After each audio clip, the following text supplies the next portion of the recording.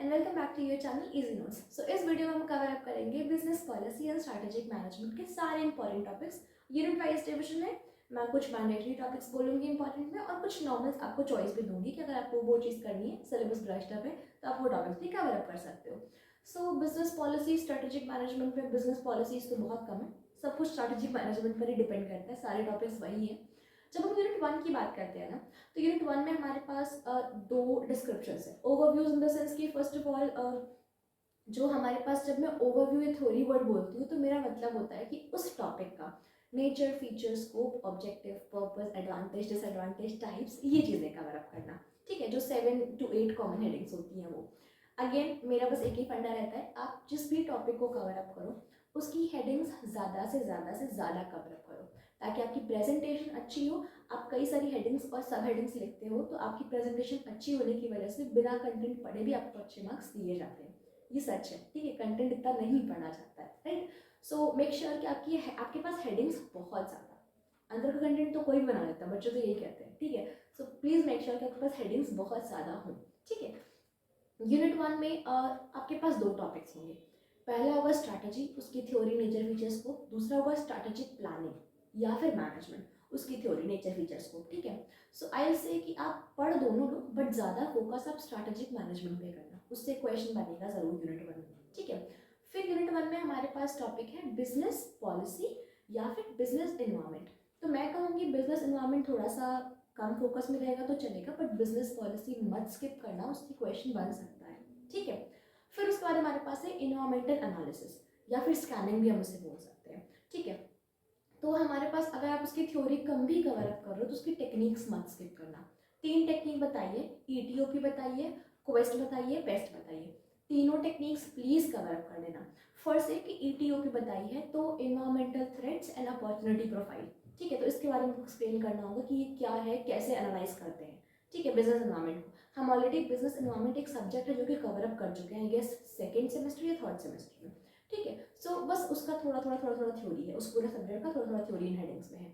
आप पूरी theory business environment की मत पढ़ो, बिजनेस पॉलिसी पढ़ो, दैट इज ओके, बट हाँ टेक्निक्स स्किप मत करना। ईटीओपी है, क्वेस्ट है, बेस्ट है, पढ़ जरूर लेना, ठीक है। फिर आते हैं हम यूनिट नंबर 2 पे। Unit number 2 is also something like same, जो हमने स्ट्रैटेजी और स्ट्रैटेजिक मैनेजमेंट वगैरह यूनिट 1 में पढ़ा। बस फर्क इतना है कि हमने जनरलाइजेशन में स्ट्रैटेजी पढ़ी, स्ट्रैटेजिक मैनेजमेंट यूनिट 1 में पढ़ी। यूनिट 2 में हम उसी चीज़ को कॉर्पोरेट में स्पेशलाइज करके पढ़ेंगे। फर्स्ट है कि हम कॉर्पोरेट स्ट्रैटेजी पढ़ेंगे, तो कॉर्पोरेट स्ट्रैटेजी का टॉपिक नहीं स्किप करना, उसको ज़रूर कंप्लीट कर देना। देन हमारे पास उसमें है एक corporate social responsibility. Business ethics में इसकी कंप्लीट एक सेपरेट यूनिट है, बट इसमें भी ये टॉपिक इंपॉर्टेंट है। कॉर्पोरेट सोशल रिस्पॉन्सिबिलिटी से क्वेश्चन फंसता ही फंसता है, ठीक है। एक चीज़ इसमें और है, इंडस्ट्रियल स्टेजेस बताए गए हैं। तो उन स्टेजेस में हमारे पास इसमें पॉर्टर्स का 5 फोर्स मॉडल है, वो 5 फोर्स मॉडल बिल्कुल स्किप मत करना। उससे पता है आपको स्ट्रेट अवे क्वेश्चन भी पूछ सकता है कि डिफाइन दी पॉर्टर्स 5 फोर्स मॉडल। तो वहाँ पे आप इंडस्ट्रियल स्टेजेस वगैरह वगैरह डिफाइन करके उनका 5 फोर्स मॉडल डिफाइन करना, because that model is very important, उसको स्किप नहीं करना। जब यूनिट 3 पे आएंगे ना, तो 3 में सिर्फ एनालिसिस ही है, ये एनालिसिस वो एनालिसिस पता नहीं क्या क्या। सो आप उसमें स्वॉट एनालिसिस मत मिस करना। स्ट्रेंथ, वीकनेस, अपॉर्चुनिटी, थ्रेट, हमने पहले भी इसको कवर अप किया, बट यहाँ पे पहले सेमेस्टर्स में किया है कवर अप, बट इस वाले यूनिट में काफ़ी डिटेल में डिस्क्रिप्शन है, तो उसको प्लीज़ मिस मत करना। पोर्टफोलियो एक टॉपिक है, आप उसको प्लीज़ कंप्लीट कर लेना।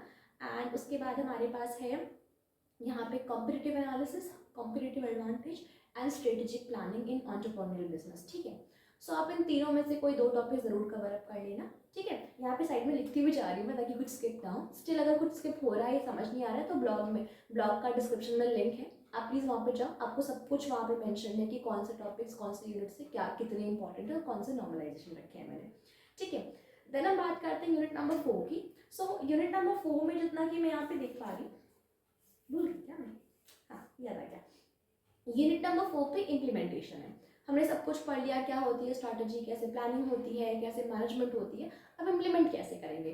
तो यूनिट नंबर 4 में स्ट्रैटेजिक इम्प्लीमेंटेशन टॉपिक मत छोड़ना, एंड स्ट्रैटेजी इवैल्यूएशन भी मत छोड़ना। हमने इम्प्लीमेंट करा है तो उसका रिजल्ट क्या आया, इवैल्यूएट करके क्या रिजल्ट आया, वो भी इंपॉर्टेंट है। स्ट्रैटेजिक इम्प्लीमेंटेशन, स्ट्रैटेजिक इवैल्यूएशन, दोनों टॉपिक्स स्किप मत करना।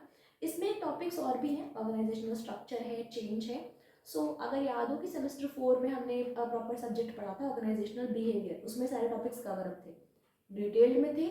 आपको कुछ नहीं करना, अगर नहीं पढ़ना एक बार बस जाना वीडियोस देख लेना, ब्रश अप हो जाएंगे, ठीक है। बट स्ट्रैटेजिक इम्प्लीमेंटेशन और स्ट्रैटेजिक एवेल्युएशन टॉपिक्स मत स्किप करना, right. So this was all for business policy and strategic management. मिलते हैं अगले वीडियो में, बाय बाय।